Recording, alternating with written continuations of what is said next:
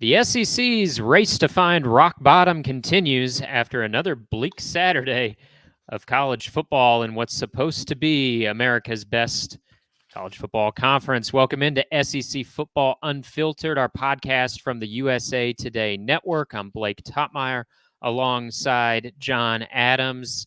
As always, we promise to give it to you unfiltered here, and we're going to pull no punches. Through 3 weeks of the season, the SEC doesn't look real good. And Saturday was no exception to that.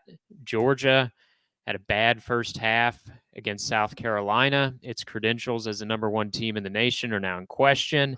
Alabama struggled from wire to wire against South Florida. South Florida team that's won just 5 games in its last 40 times out. 5-35. Its last 40 times out, and Alabama had all it could handle. Another top 10 team, Tennessee. It went down on the swamp as per usual. And Arkansas loses at home to BYU. So, John, can we say unequivocally at this point that the SEC is not the best conference in college football, at least this season, or is it still a little early for that for you? It's not too early because how many more non-conference games will you play? To me, it's at least second to a lame duck league. I take the Pac-12 over the SEC right now. It's not long term, but just this season. Look what's happened. Who would have thought that Missouri would be the flagship football program for September in this league? The win over Kansas State's better than anything else the SEC has produced.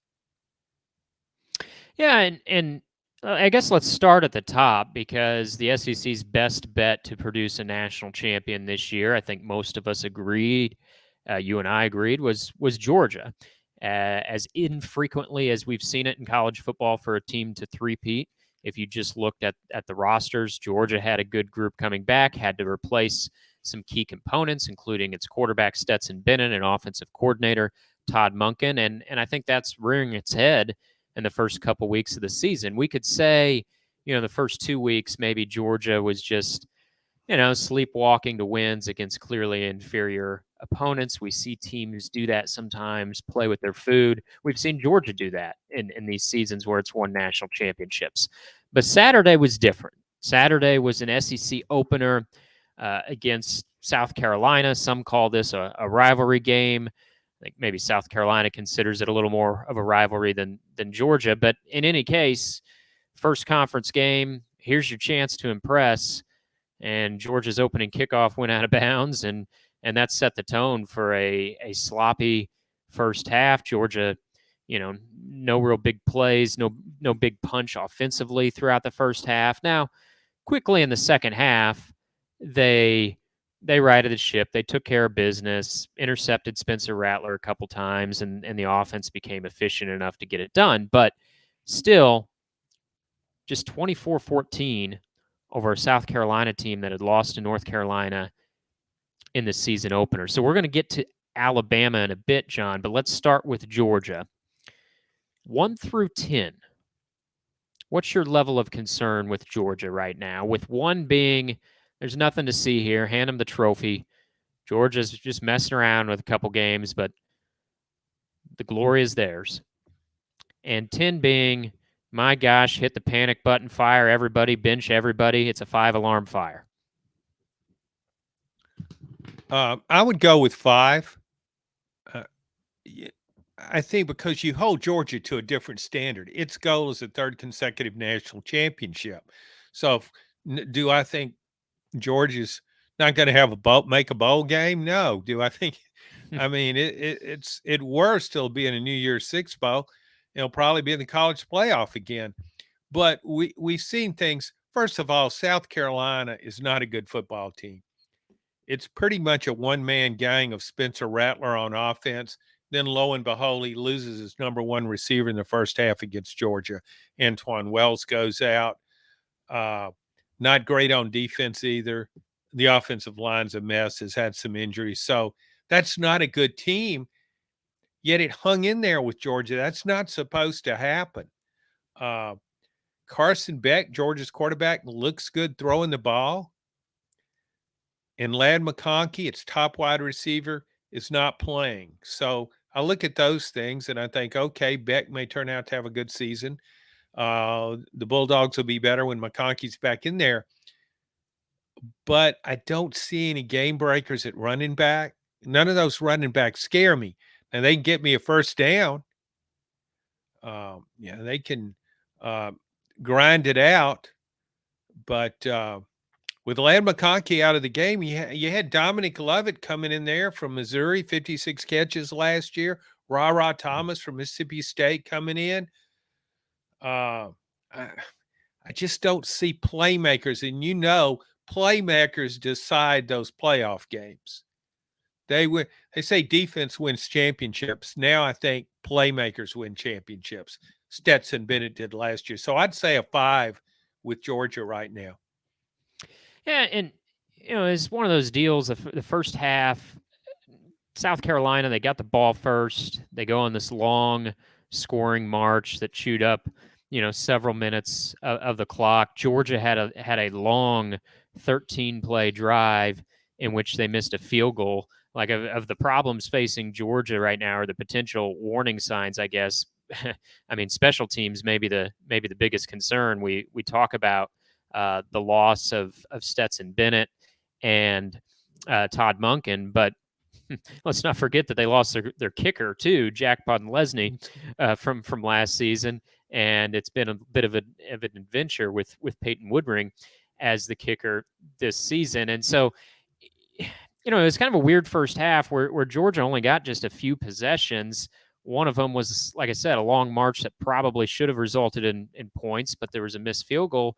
And you look up at halftime, and it's 14-3. But I mentioned those long drives, and it sort of illuminated that Georgia's struggling right now, I think, with the big plays. The last couple seasons, this had the reputation of a team that was winning on defense, and its offense would do enough to get it done. But that was sort of a misconception.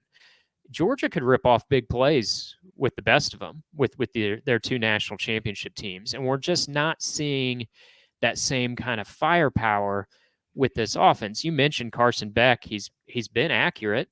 He's been steady-handed, all those things, but we're not seeing the type of 30-yard plus plays, whether it be from the pass game or the run game, that we saw in the past couple seasons, and that just leaves you with such little margin for error in special teams and defense if you're not going to supply those big plays offensively. And I think, of all the losses, player-wise from Georgia's national championship team this past year, I'd thought throughout the offseason, and I'm wondering even more now, if the departure of offensive coordinator Todd Monken, who is a very good play caller for Georgia the past two seasons, if that's the most glaring exit of all. Yeah, you mentioned the big plays. A lot of those big plays were concocted by Monken and then executed by Bennett, and both guys are gone. Mike Bobo had success as an offensive coordinator there, but he didn't make a lot of headlines. It wasn't as though you went into a game thinking, "Oh my gosh, what will Mike Bobo call? What do we have to be prepared for? Who knows? This guy's a genius." Teams felt like that about Todd Monken, and I thought his play calling against Ohio State with the game on the line was instrumental in that victory. Of course, Bennett still had to execute it. It's that combination, and Georgia has neither one now. So we're just not seeing big plays. And I think another factor is Jalen Carter on defense. I mean, Georgia still has really good players on defense, but he was special in that he occupied blockers. Disregard his stats. You just kind of had to double team that big guy to get him out of the way. And it just freed other players to make plays.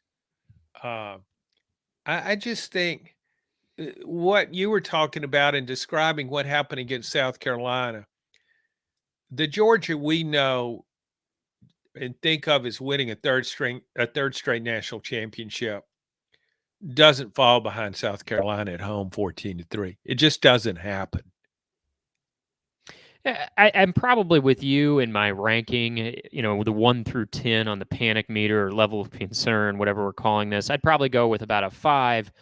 Part of that, though, is aided by Georgia's schedule, which we've talked about at length here in past episodes. It's about as favorable of a schedule as you can have in the SEC. They get another cupcake this week. They'll have a home game against UAB, which UAB is 0-2 against FBS opponents this year. Its only win came against a team from the FCS ranks. So Georgia should coast this week, and then it'll be tested a little bit more in the following weeks. But it's not exactly the meat of the SEC, and it's really not until I guess a mid-November game against Ole Miss where I feel like Georgia's going to have to play a top 15 opponent. So, I'm not hitting the panic button on Georgia yet, but this team does seem to be a little bit stripped of star power. And you can win national championships with a collection of a bunch of really good players and a team that doesn't make a lot of mistakes and all that. But it's just harder if you don't have those stars, if you don't have that big play potential.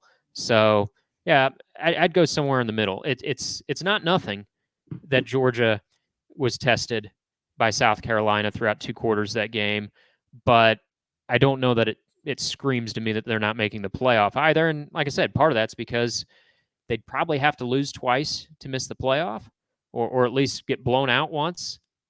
And I don't know who's going to do that on the schedule. Blake, if Georgia weren't going for a third consecutive national title, I think we would look at it completely differently. We would look at it as a program that has had a million players drafted in the past 2 seasons, uh, and it doesn't have quite as much talent now. Lost its offensive coordinator. Not a rebuilding year, but just kind of a little bit of a drop off. It happens with everybody. You don't win a championship every year, and I think this team can do that. I don't think there's any doubt it can still have a good season, win double figure games, but we hold it to a different standard because of what's at stake, and that to me makes a big difference.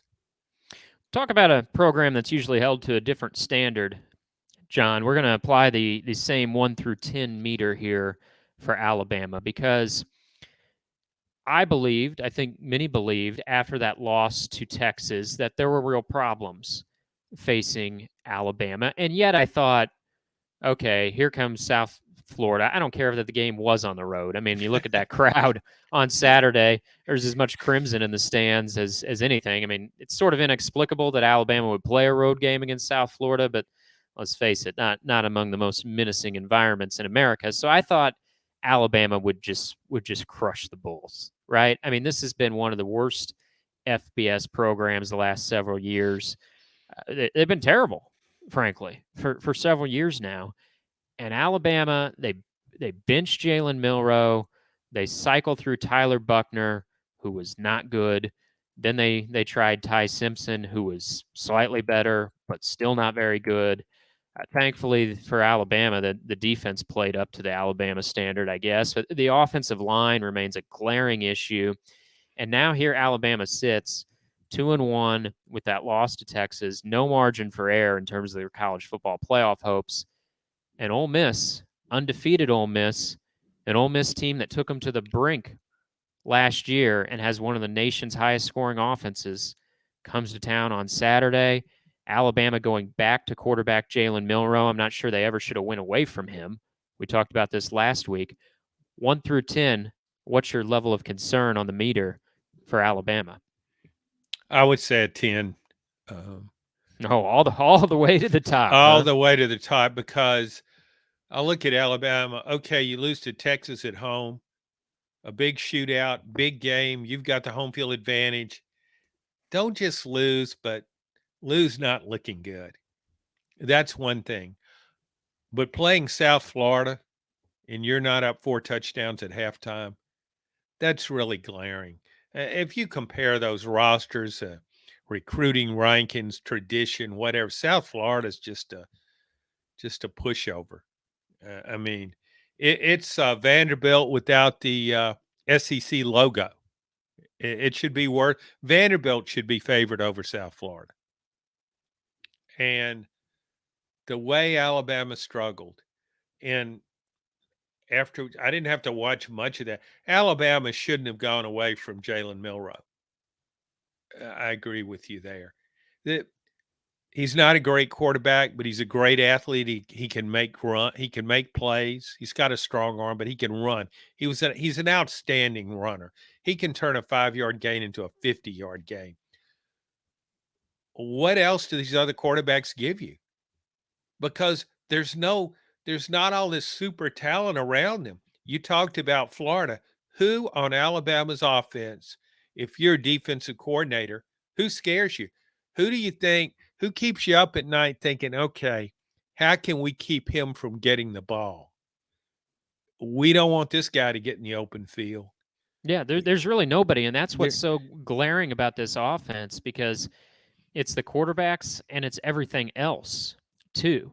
We talked about whether Georgia maybe lacks some star power as compared to the last 2 seasons. Where's the star power on Alabama? It's nowhere to be found.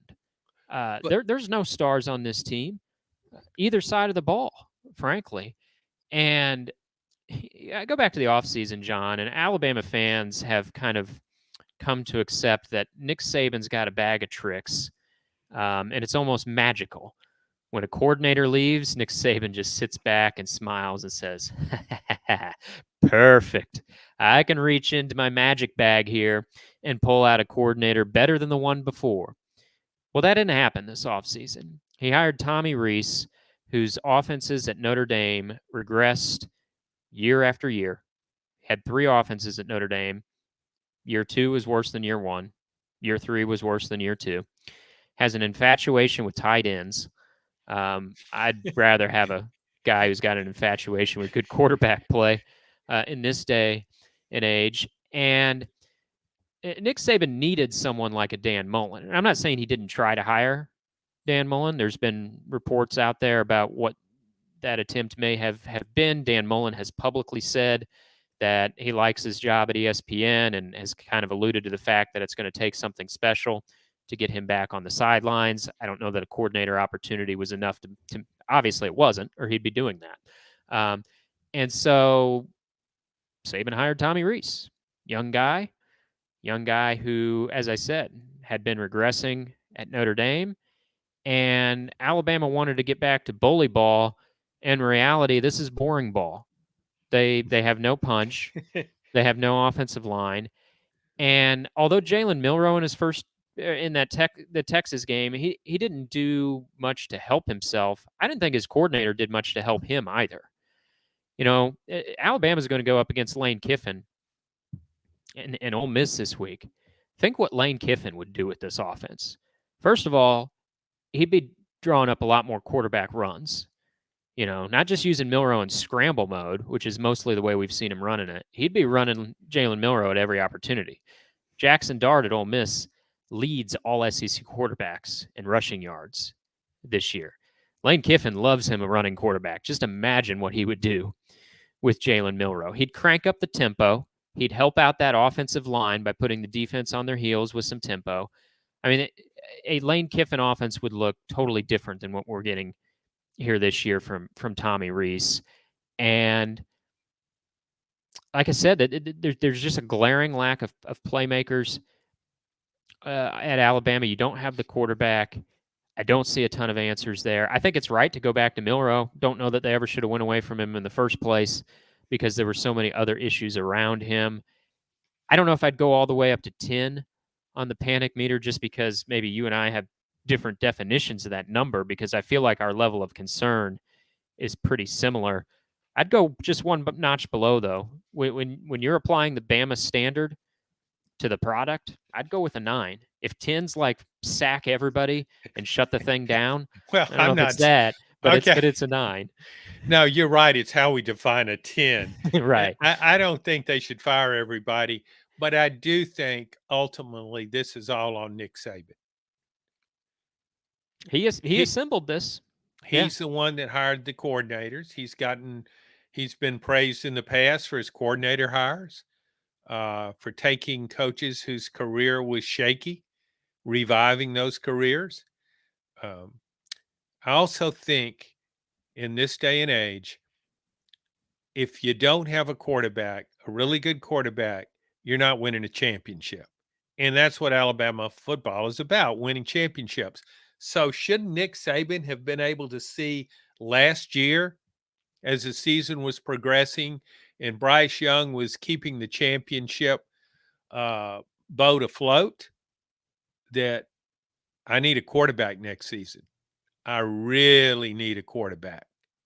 I mean, he knows what he's got, and he goes after Tyler Buckner, whom Notre Dame had pretty much said, "Hey, how would you like to be the first backup on our next team? We're Yeah, going to get who Alabama really needed was the guy who replaced Tyler Buckner at Notre Dame, Sam Hartman. Sam That's Hartman." that's who Alabama needed, Yes. and maybe made a college try at that. Sam Hartman has alluded to the fact that Alabama expressed some interest in him, but for whatever reason couldn't land him. And yeah, I put the blame in a number of areas. John, it starts with Saban. You're the CEO. You're the head honcho. Buck stops there. I don't think his offensive coordinator hire was as good as past hires. That's becoming evident. We forget just how many. Maybe we don't forget it, but sometimes I think we take for granted how many good coordinators have rolled through Tuscaloosa. And I'm not saying Saban's just nothing without them. Obviously, a great coach, but he was undeniably benefited by the presence of Kirby Smart in the beginning of that dynasty. He was undeniably benefited by Lane Kiffin and Steve Sarkisian as the sport shifted into a more offensive direction. Now he's got a run-of-the-mill coordinator. He's got an offensive line that had vowed to be ruthless. It's rudderless. It's not ruthless. And he's got a quarterback who's talented but struggles to read the field in Jalen Milroe. And he's not getting a ton of protection. His wide receivers aren't getting open. Yeah, I'm going with a 9 on the level of concern at Alabama because this could get worse than 10-2. This could shift Oh, into 9-3 or 8-4 before you know it. yeah. And there was so much offseason hype about that offensive line. Mm-hmm. It's gone from ruthless to toothless. It sets us up for a lot of lines, but that's it. It just isn't that. And when you hear this and you're in the media and you read all this stuff, it seeps into your thinking like, oh, okay, this is going to be a really stout offensive line. I go back to those, I guess it maybe 2011, 2012 Alabama offensive lines that just overwhelmed opponents. I mean, when they played Notre Dame for the national championship, and they went right at the strength of Notre Dame's defense and just knocked it off the ball. That's what I think of with an Alabama offensive line. I watch this offensive line. I guess it's okay, but it's not taking over any games. Yeah, If you and can't take, okay maybe generous after South Florida racked up 5 sacks on Saturday. oh, So in South Florida's season opener, they played Western Kentucky. Western Kentucky slung it around 50 times. South Florida couldn't muster 1 sack on those 50 pass attempts against Western Kentucky, and they managed to sack Alabama quarterbacks a total of 5 times. So yeah, Alabama, big moment on Saturday, big moment for Lane Kiffin, no doubt, who's had himself a very nice tenure at Ole Miss, but still sort of lacks some of those marquee victories. Huge opportunity to get one in that CBS game this afternoon, or excuse me, Saturday afternoon. Speaking of someone who took advantage of an opportunity, John, I want to touch on Florida beating Tennessee in the Swamp for the 10th straight time. I was there. The Swamp was electric. If you didn't know any better, you might have thought that this was the rivalry in its heyday. The crowd acted like it was. I've covered not as many games as you have in the Swamp, but I've covered probably 5 or 6 or 7 games in the Swamp over the years. This was right up there with as loud as I'd heard it. And Florida delivered. You know, we'd criticize Florida after its season opener. Looked like a poorly coached team, and that loss to Utah looked like it was going to be meek and mild all year long. Well, not on Saturday. The Swamp Magic again for Florida, House of Horrors for Tennessee. Graham Mertz outplayed Joe Milton. Tennessee's offensive line looked a mess. Florida was better up front on both sides of the ball. And it kind of rewires your thinking a little bit on both teams. For me, I'm wondering who it rewires more, though, John. I would say for me, it's more Tennessee. I don't suddenly think, oh, Florida, they're they're going to go 9-3 now. That week one refocused them. They got everything right. I don't think so. I mean, Florida maybe it's a little bit better than I was giving them credit for after that first game, but I don't all of a sudden think Florida's world beaters. To me, it more rewires what I thought about Tennessee, a team I thought could be 9-3 this year, knocking on the door of a New Year's Six. Boy, I don't know. This doesn't look like the Josh Heupel offense we saw last season. No, I'm with you. Definitely Tennessee. Florida may turn out to have a good season. I have a lot more respect for Billy Napier after that game. I thought he had his team really well prepared. I think it's tough to come back from a glaring loss, that one to Utah, a nationally ranked opponent, opener. So much is going to be made of that game, whether you win or lose. There'll be an overreaction to it, and I overreacted to Florida. It got its center back for the Tennessee game. And also Graham Mertz. He's not the quarterback I saw ever so briefly at Wisconsin. And I look at his numbers at Wisconsin. Now he's a super accurate passer. He wasn't that at Wisconsin. So Napier deserves some credit for that. Not only that, Mertz looked composed. Compare that with and contrast it with Joe Milton, Tennessee's quarterback. He just looked really composed. He's in a new offense. He looked like he'd been in it for a couple of years. So I give Florida a lot of credit, but I think there's a ceiling with that team. I don't think it's suddenly a contender in the SEC East. I thought Tennessee could go 10-2. I even bettered your 9-3 prediction. I thought it could be a 10-2 team. I thought it would be favored in 10 games and perhaps win them all. I see it much differently now. And it's not just because of the Florida game. It wasn't just one game, it was back to back games. It's playing FCS Austin Peay and struggling to put the Governors away in the second half. It was a 30-13 game against an FCS opponent that had lost to, that was down 41-3 to Southern Illinois the previous week after three quarters, 41-3. Good thing Tennessee didn't schedule Southern Illinois. So it's that combination. I didn't think Josh Heupel's offense could look this bad. I just didn't. I'd seen it for 27 games, counting the opener against Virginia. I mean, it shows up and 40 points is out there waiting on it. Just come get it. Here's 40 points. You can have it. And he gets 30 against Austin Peay and just looked awful against Florida. So I look at Tennessee completely differently now. Yeah, and give Florida credit for its scheduling, John. And in a moment where a lot of SEC teams still try to, schedule it as soft as possible in the non-conference, Florida plays Florida State every year. They didn't have to. They don't, by league rules, they didn't have to play Utah. They could schedule 3 cupcakes and coast into things. No, they went on the road and played Utah in week 1. Meanwhile, at Tennessee, Danny White loves himself a Charmin soft schedule. He'll cancel non-conference games at the drop of a hat.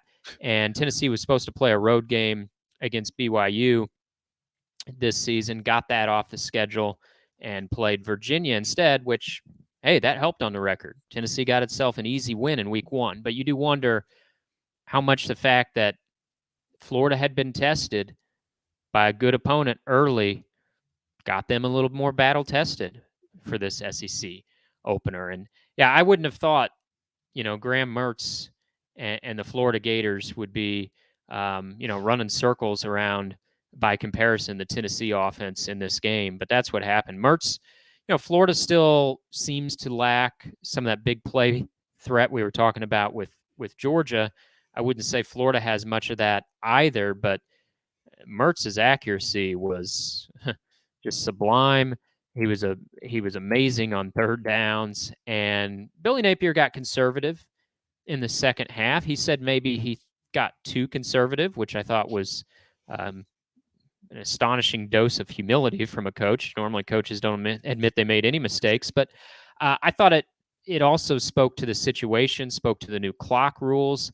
I think he felt confidence hanging his hat on the defense and a 3-score lead, and they delivered for him. Defense gave him 3 fourth-down stops. Tennessee couldn't make the big plays, and Florida was so good in that first half that it could kind of rest on that, and it won't matter if Florida doesn't follow it up against Charlotte, Kentucky, and Vanderbilt. But I mean, hey, you listen to those 3 I just named. There's a chance here for. I know Kentucky. We're still waiting to kind of find out exactly what they have, but there's a chance here for Florida to rattle off several in a row. And like you said, doesn't mean they're winning the East, but it does mean they could exceed the expectations that we had for them just a couple weeks ago. Certainly, Graham Mertz already has. Before we leave this one behind, John, as Tennessee fans know, and a lot of SEC fans that are plugged into recruiting know, Tennessee has a backup quarterback who is the #1 recruit in the nation by some services, Nico Iamaleava, who has appeared as a backup. Joe Milton's been the starter. Now, I did not think Saturday night was the right moment to bring Nico in. The swamp's roaring. Florida's defense playing pretty well. That's not the way to introduce your freshman, I didn't think. However, if this is just going to be a mediocre season for Tennessee, and I know Joe Milton's not the only problem, but this is Milton's final year of eligibility. Nico's the future for the Vols. Do you get tempted to hand over the reins here in the coming weeks if Tennessee continues to stumble around a little bit offensively? Sure, there's a temptation, but as you said, it's not a move you make in the swamp. But you also have to wonder, is it a move to make with this offensive line? Mm. Do you want to put a freshman in there, no matter how talented? Um, but I've always valued talent over everything else in sports. You say, okay, he doesn't manage the offense. He doesn't know everything about the offense as well as a experienced guy. Of course, he does it. But those really talented guys, and it's hard to identify which ones sometimes until they actually do it. But you put them in a situation that seems to be over their head, yet they reach up and take it because of their talent and they rise to the occasion. We see that happen in sports. And I don't know if Nico will do that, but it's something to consider. But you also have to, do you want a player who's not built that sturdily, who's pretty thin? Do you want him playing behind an offensive line that looked as inept as Tennessee's did against Florida? I don't think so. It will help when Cooper Mays, the starting center who's been out all season, when he returns. If he's starting, I would be more apt to make that move. But it looked in the Florida game as though Josh Heupel did not have any confidence in Joe Milton. Hence the Especially not in extor the first half, I thought. I mean, Yeah, they didn't stretch the field hardly at all in the first half. but even in the second half, when the game is slipping away, the clock is ticking away, and Tennessee's running the ball. No, you can't win the game that way. Milton managed to hit Brew McCoy with a 55-yard touchdown pass. Maybe he could do it again. Yeah, maybe he throws into coverage and it's intercepted, but maybe you get a pass interference call. At that point in the game, you had to suspend your disbelief and think, okay, this is all I've got. Let's go down swinging. Tennessee didn't go down swinging. Real quickly, John, because I want to get on to other topics, but before we leave this one behind, your gut reaction, 1 through 10 level of concern meter for Tennessee. Well, I would say a 9. 9. Okay. I'll All use right. your barometer this time and won't go fire everybody, burn down the building, and let's start over 10 as I did with Alabama. And I probably should take that back Oh in no, there's no fairness. there's no take backs on SEC Okay, football unfiltered. that's true. Okay, so I'll go with a 9. Very concerned. All right, I'm going to go with a 7. The only reason I don't go higher is because maybe I shouldn't have been surprised Tennessee lost in the swamp. They always lose in the swamp. They're going to get back home here with a couple against UTSA and South Carolina, so I'll hold out some reservation before I go even higher. All right, John, let's kind of put a bow on week 3 of the season with a little feature called "One Thing We Liked, One Thing We Didn't." And I'm going to let you bat lead off here. What's one thing you liked seeing in week 3? One thing you didn't like last week? I like seeing Missouri fans uh, show emotion, show how much they cared, run onto the field, celebrate a win over 15th ranked Kansas State, uh, populate the bank up there behind one of the end zones. Mm-hmm. I'm not used to that with Missouri. Ever since Missouri's been in the league, I've thought doesn't have an SEC fan base, and I think from just being around the SEC now for a while, maybe that's changing.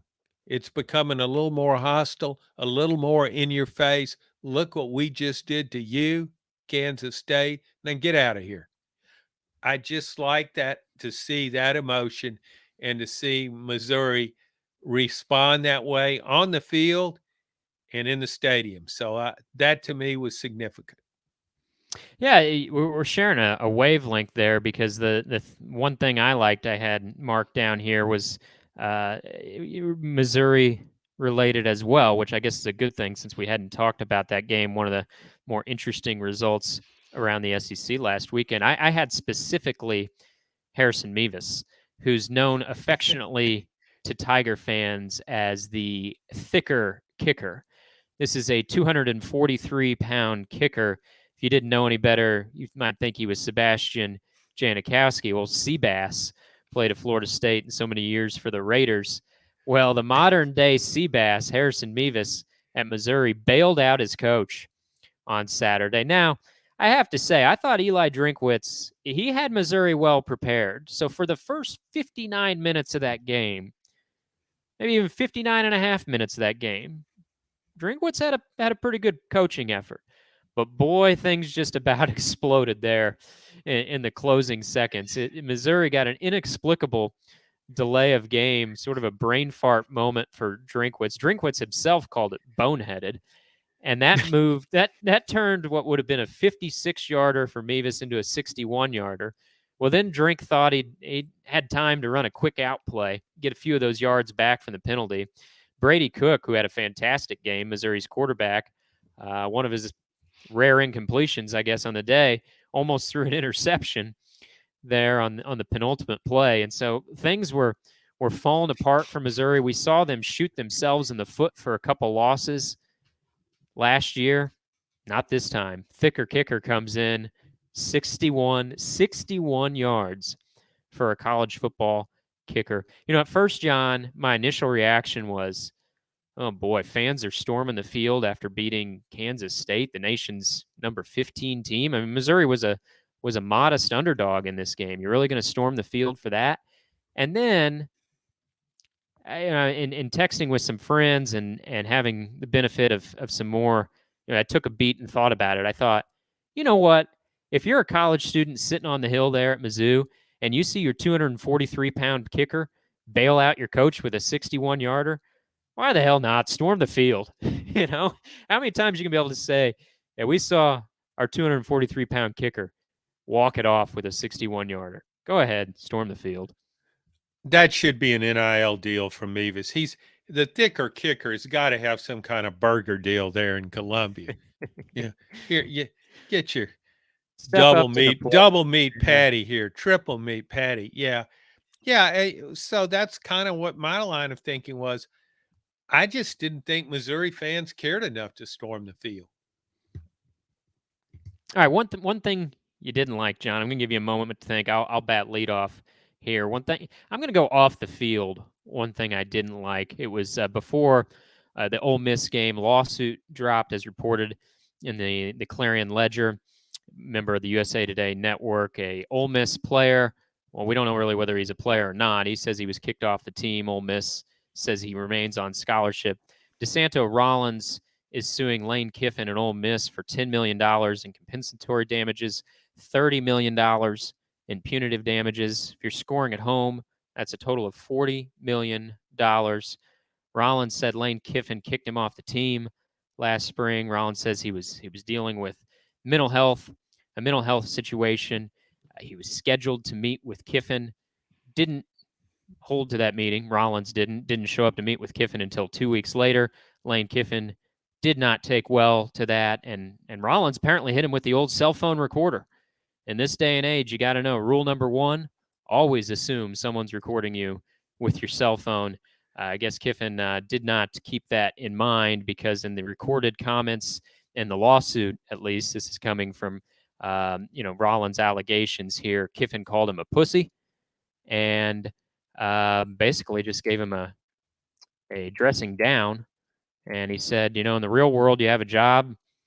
You can't say you have mental health issues and you just don't show up for a meeting with your boss. And I can understand Kiffin's frustration with a player not showing up to a scheduled meeting. And yet at the same time, being a student athlete, in terms of the NCAA, it's not a job. If you have a job, you have salary, you have insurance benefits, retirement package, paid vacation time. Student athletes, for all the advantages they get these days, it's not a job. They don't get those things. And I think you have to be careful as a coach, particularly, like I said, when you know your comments could be being recorded at any time. We've seen this before. Players leak comments that coaches made, maybe none quite like this.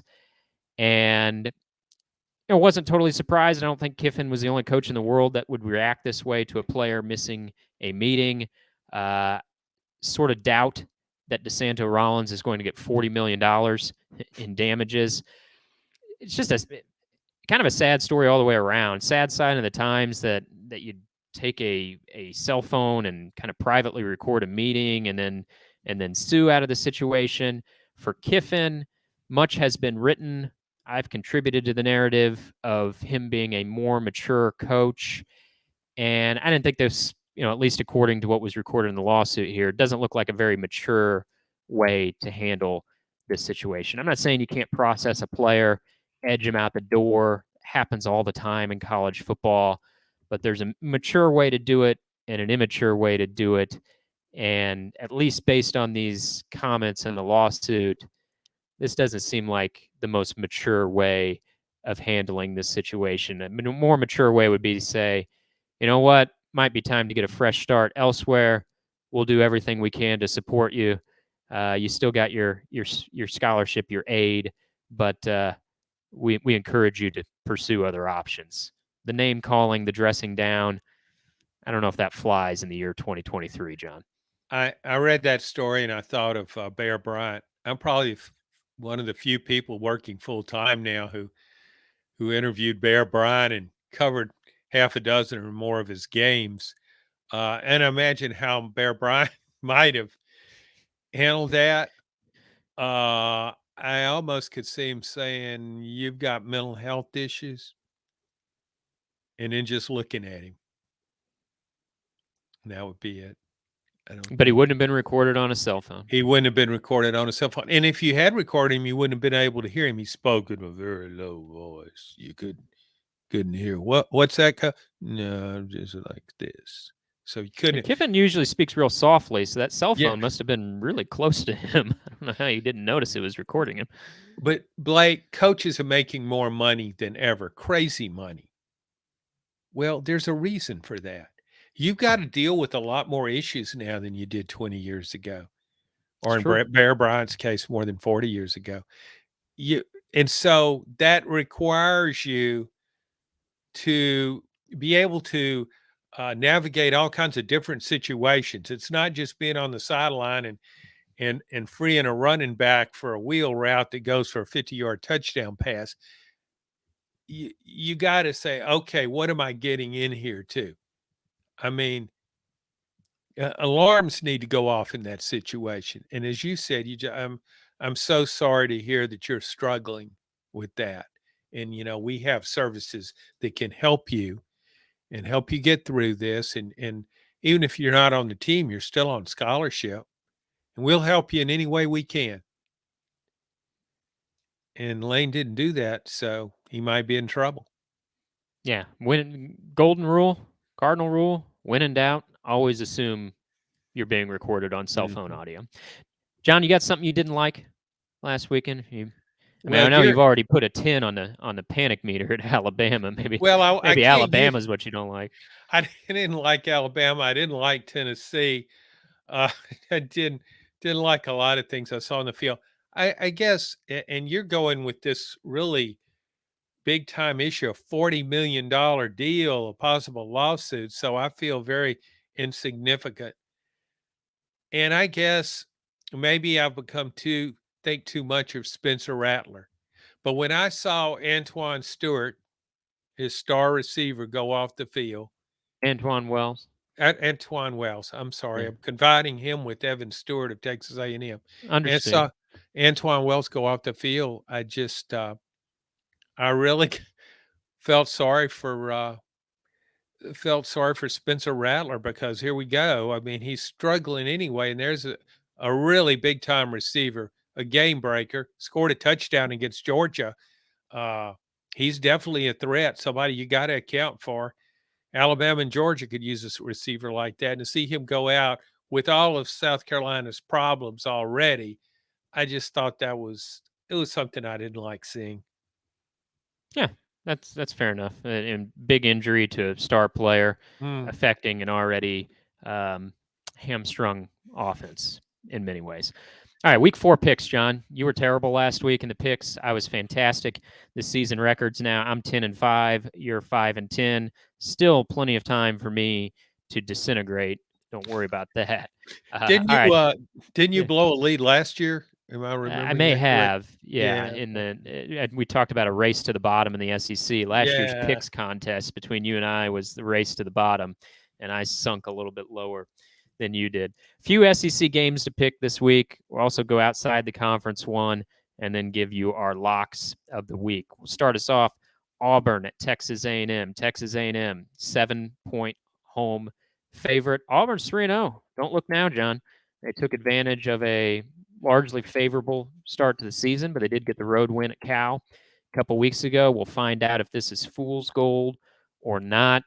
I'm a little bit suspecting it might be fool's gold. Of course, everything about the Aggies has been fool's gold the last year and a half, 2 years or so. So I'm a little worried about this pick, but at Kyle Field, I'm going to take Texas A&M not only to win but cover the 7 points. Yeah, I'm with you there. I like Texas A&M at home. I like the way Connor Wigman's playing at quarterback. Mm-hmm. Uh, I alluded to Evan Stewart earlier by mistake. He didn't play. I don't know why he didn't play in the last game. Didn't need him, but they've got a deep receiving core.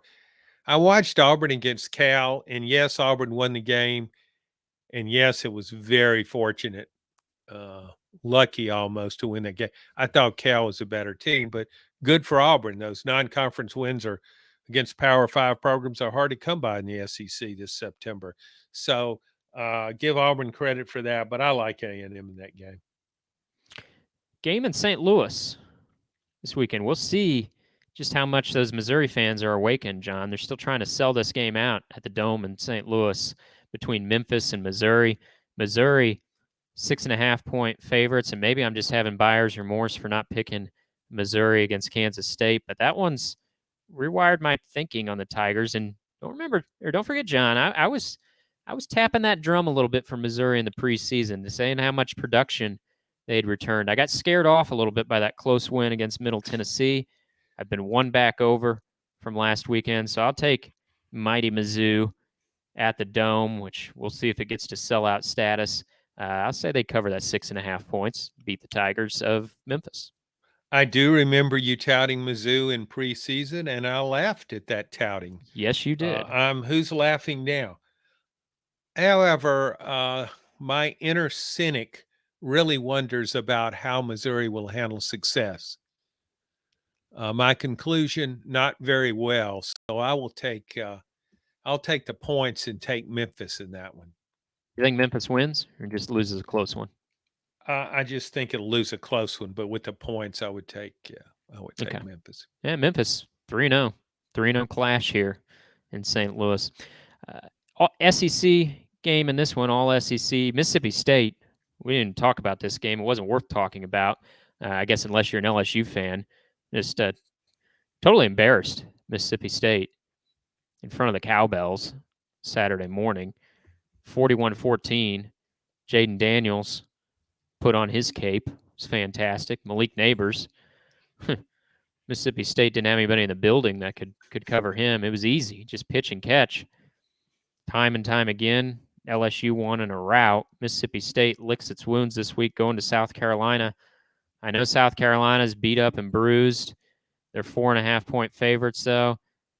Will Rogers struggling out of the gates in this new offensive system, Mississippi State. Spencer Rattler's the one thing South Carolina has going for it. Home game, though, for the Gamecocks. And trust the quarterback more. Scared off by what I saw last week for Mississippi State. So I will take South Carolina covering the 4.5. The only thing I like about South Carolina is Spencer Rattler. You could put the other guys on a bus right now and leave, let them go. Mississippi State, as bad as it looked against LSU, it was against LSU. I think Mississippi State, I like Mississippi State with the points there. I don't have a lot of confidence in either one of those teams going forward. Those are looking to me like 5-7 teams at best, maybe. But that's probably fair. Yeah. So I would take, two mediocre to bad teams. I'll take the teams with the points. The team with the points. We've talked about this one a little bit already, John. Ole Miss at Alabama. Ole Miss gave Alabama a challenge last year. Really just one or two plays away from winning in an upset there. Gave Alabama a test in 2020. Is this finally the time Lane Kiffin breaks through against his old boss for whom he has so much reverence, speaks so highly of? He makes sure Nick Saban is never at a shortage of rat poison. I don't know if Ole Miss gets it done. I'll hedge my bets here and just not pick a winner. But Alabama favored by 6.5. Give me those points in Ole Miss. I don't feel real confident right now of Alabama covering much spread at all. So I'll take Ole Miss in the 6.5 points. Yeah, this is a hard game to pick because Ole Miss has had a lot of injury issues. Wide receiver Trey Harris is out. Quinshon Judkins not 100%. Yeah, so how's it going to – it's going to be Jackson Dart running in the teeth of that Alabama defense, which is still okay. And I think putting Jalen Milroe back in the lineup will help things. Gosh, that's a tricky one. I think I'll take Ole Miss in the points, though. I thought you were going to take the team you gave a 10 on the panic meter, but no, you panicked at the last minute. If I first picked Alabama, and then when we were doing the panic meter segment, I said, well, why am I thinking this team's going to cover 6.5 points? It beat South Florida by 14. Yeah, so I'll take the points there. So what do we differ on then? Memphis and Missouri and Mississippi State and South Carolina. So, yeah. I'll give you one more chance to differ, John, quickly here, because I know our producer will be telling us we go too long. Our adoring fans at SEC Football Unfiltered think there's no such thing as a podcast episode too long. And if you like what you hear, as always, we appreciate it if you can hit that rate, subscribe, or review. Not only do they put a smile on our face, but those good reviews help us get in front of more listeners. So would love it if you could do so. Final couple picks out the door, John. Ohio State, 3-point favorite against Notre Dame. Ohio State would have been my preseason number 1 coming into the season. Don't know that they've played like it so much in the first 3 games. Don't know what team has. Maybe Michigan, although their schedule's been a bit of a joke coming out here. But Ohio State had its best performance in week 3, just crushed Western Kentucky. Maybe they finally have it rolling. I say they win, they cover against Notre Dame, and they reassure me that Ohio State will be in the national championship game. Which one of those quarterbacks would you rather have? Probably Sam Hartman. I think I'd rather have Sam Hartman. Rather have Ohio State's supporting cast. I'm fine with Kyle McCord, but I'd rather have Sam Hartman in Notre Dame. I will take a team I wasn't that high on in preseason, but it looks a little bit like the Oklahoma of old, running up big scores. So I will take Jeff Levy's offense in the Sooners and give 14 points to Cincinnati. Okay, but who he's taking in Notre Dame, Ohio State? Your lock of the week. Oh, is, I thought that was your lock of the week. No, we were I'm just picking sorry. a big top 10 clash. I apologize. What was the spread on that game? Ohio State's a 3-point favorite. Oh, I'd take Ohio State too. Okay. Easy Sorry. breezy. You're taking Ohio State, and then you gave away your lock there. You're taking the Sooners. Yes, 14 I'm sorry point about favorites. that. That's okay. That's just how much confidence you had in the Sooners, and how much confidence I have that Virginia is going to slip to 0-4. Picking against Virginia was my lock last week. Came through. It's going to come through again. NC State 9.5-point favorite at Virginia. Like I said, Virginia's winless. Not only are they winless, they're struggling to keep games competitive. So I'll take NC State to cover the 9.5. I know how much you like Oklahoma, so I'm not even going to challenge that pick. You were just off. Your panic meter at Alabama is 10. Your confidence meter is 10 for the Sooners right now. That could change in a couple of weeks against Texas. I want to get back to, you said that our producer says we're going too long. You never told me that. I guess you thought my psyche was so fragile it might affect my performance if you thought we had been getting a bad review from our producer. So thanks for doing that.